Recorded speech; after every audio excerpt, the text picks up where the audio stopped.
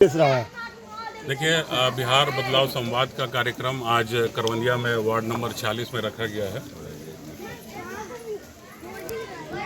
जिसका मुख्य उद्देश्य है माननीय प्रशांत किशोर जी की जो स्वास्थ्य, शिक्षा, रोजगार और पलायन और भी बहुत सारे प्रमुख मुद्दे हैं, उसको अपने समाज में, अपने जनता के बीच में उसको सर्व तरीके से उजागर करना, लोगों को बताना, अवगत कराना कि हमारी पार्टी जन स्वराज क्यों मजबूत स्थिति में है और क्यों अगर वो जीत कर आती है तो यकीनन वो लोगों की मदद में आगे आएगी।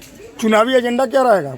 देखिए, हमारा चुनावी एजेंडा क्लियर है कि हम जन स्वराज के लोग स्वास्थ्य, शिक्षा, रोजगार, पलायन, महिलाओं के लिए सस्ते दर पर ऋण और किसान भाइयों के लिए अच्छे सारे ऑफर हम लोग लेके आएंगे। ये हम लोगों का चुनावी मुद्दा है और ये मुद्दा ही नहीं, यकीनन हम लोग इसको परिणाम देंगे। चुनाव जीतने के बाद हमारे माननीय प्रशांत किशोर जी की अध्यक्षता में ये जो सारी चीज़ें होंगी वो यकीनन आपको और पूरे बिहार की जनता को, इवन पूरे विश्व को वो दिखेगा कि माननीय प्रशांत किशोर जी क्या शख्सियत है।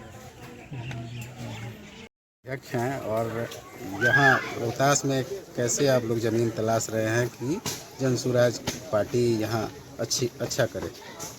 आज़ादी से अब तक यहाँ के लोगों ने अलग अलग तरह की सरकारों को देख रखा है और जनता को कुछ बदलाव नहीं हुआ है। जनता के रहन सहन जीवन में कोई बदलाव नहीं हो सका है। रोजी रोजगार, शिक्षा और पलायन बहुत जटिल समस्या है और हम जिस बैनर तले काम कर रहे हैं, राजनीतिक दल को उभारना चाह रहे हैं, यह बिहार के बदलाव के लिए एक व्यक्ति जिसका नाम है प्रशांत किशोर, उनका संकल्प है और उनके संकल्प में वह सिर्फ अकेला चले थे, लेकिन आज कारवां इतनी बढ़ी बिहार में कि उनका संकल्प तीसरे मोर्चे के रूप में बिहार में विकल्प हो गया। और वर्तमान की स्थिति तो यह है कि सिर्फ सत्ता ही नहीं, विपक्ष के लोग भी जन स्वराज को एक तीसरा मोर्चा मानने लगे हैं।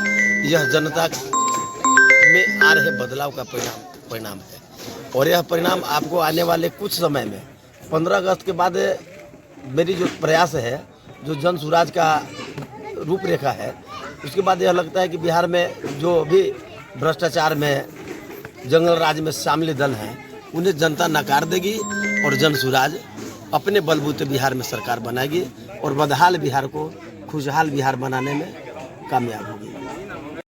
कार्यक्रम में आप लोग ग्रामीण और मोहल्ले टोले में जा रहे हैं, इसमें आज क्या बातें हुई और क्या लगा कि कैसे जनता विश्वास करेगी?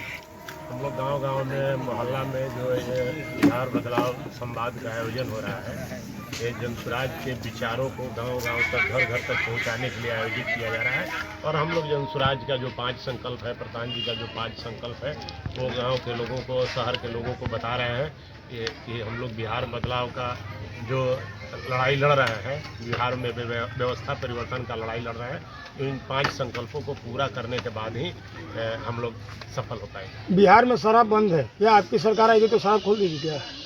बिल्कुल, ये तो प्रशांत किशोर जी का संकल्प है कि सरकार बनने के 1 घंटे के अंदर शराब नीति में संशोधन किया जाएगा।